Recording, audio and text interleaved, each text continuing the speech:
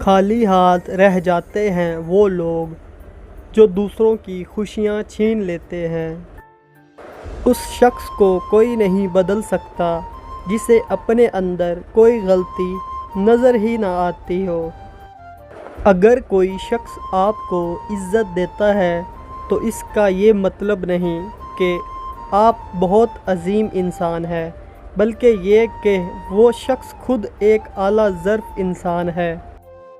نبھانا نہیں ہوتا تو رشتے مت بناؤ، کوئی دوسرا ٹوٹ جاتا ہے تمہارے ٹائم پاس کے چکر میں۔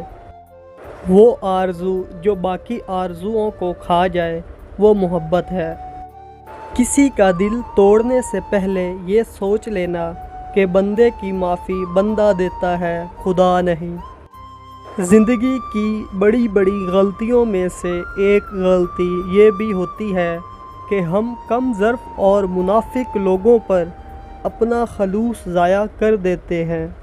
یقین مانیں صبر کی زبان اتنی طاقتور ہوتی ہے کہ ستانے والوں کی بنیادیں ہلا دیتی ہے، اور پھر کبھی کبھی اندر کی گھٹن سے دل و دماغ اس حد تک تکلیف میں آ جاتے ہیں کہ رو لینے سے بھی تکلیف کم نہیں ہوتی۔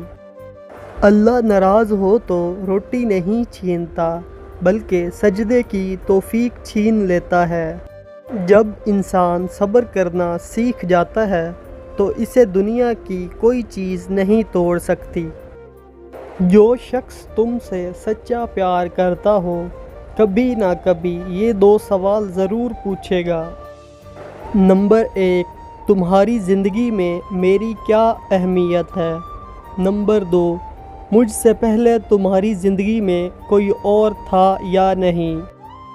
ہمارے ہونے یا نہ ہونے سے صرف ہمیں ہی فرق پڑتا ہے، صرف ہمارا ہی کردار ختم ہوتا ہے۔